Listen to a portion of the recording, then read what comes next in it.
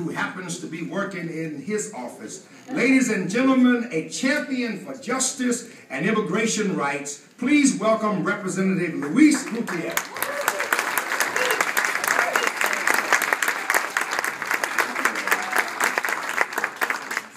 I shall visit your church many more times in the future. You're wonderful.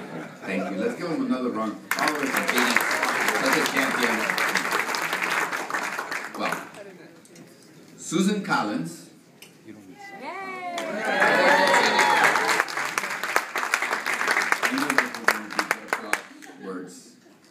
Susan Collins is one of the hardest working people you'll ever find on Capitol Hill.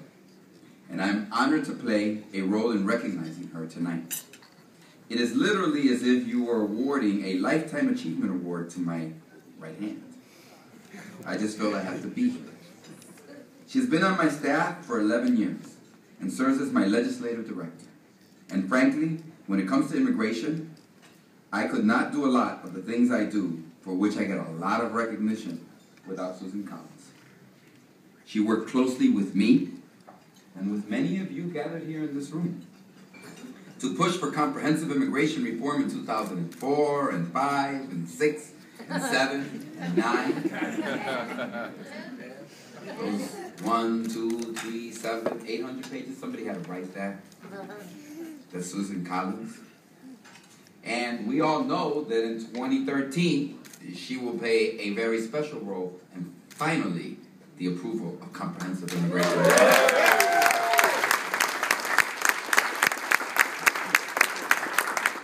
You know, we spent long nights negotiating language with my counterpart in the House, the new Senator-elect from Arizona, Jeff Flake, along with Senator John McCain and the late Senator Ted Kennedy.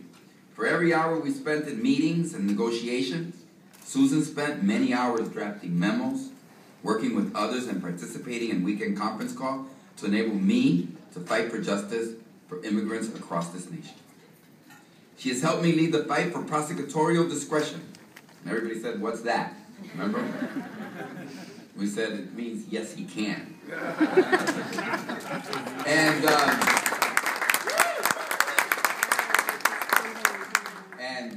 I don't think, I know there were a lot of people responsible, but I can't think of anyone who single-handedly contributed more than Susan Collins to the issue of June 15th, when the White House finally declared DACA and said we're going to end the deportation of many people.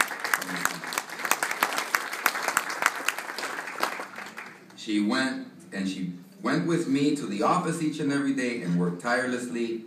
And when there was a time for civil disobedience, she was in the jail cell next to mine. When I traveled the country hearing the stories of husbands and wives, parents and children torn apart by deportation or the threat of deportation, when I talked to U.S. soldiers whose wives are undocumented and are trying to find a solution, when I go to any restaurant in America, including this one here tonight, and the kitchen staff comes out to tell me their family story, when an individual is facing a barrier or facing deportation, on the very rare occasion when they have been deported, my message of hope to them, my message of comfort to grieving parents and to children is always the same. Call Susan Collins. If we can help, we will help, but start by calling Susan Collins. Susan knows when I travel across the country, she can track my movements. Because no matter where I call, people are calling her. And they say, "Are you Susan Collins?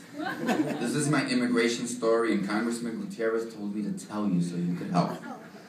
Susan works late into the night fighting for these families and the proper application of the law and administration policy to cases of dreamers and immigrants.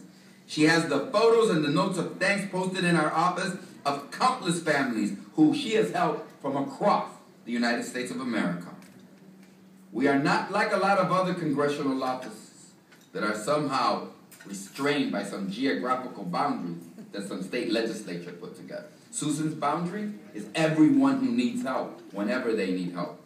And now, I am thrilled to have her by my side, and in January she will become my new Chief of Staff for the 113th year.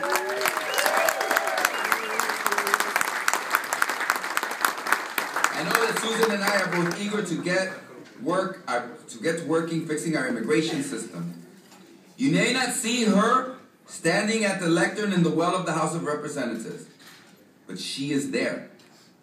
You may not see her on television fighting back against extremists who think that immigrants will just vanish from the United States, but she is there.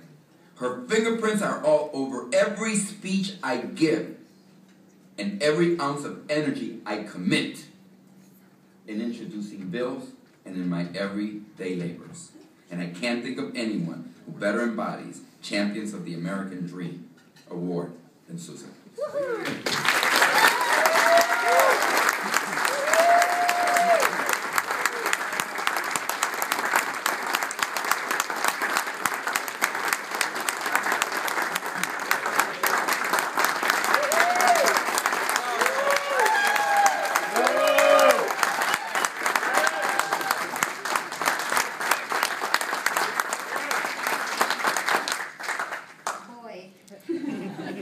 Even when he's saying wonderful things about you, he's still a really tough man to follow.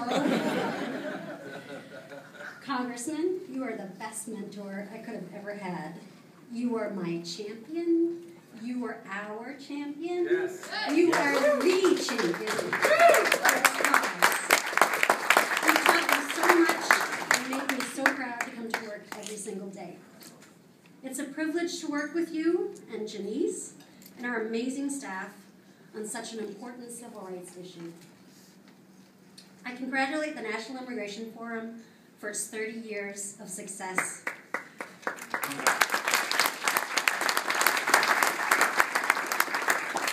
And I want to thank Ali and the forum staff for all of their hard work.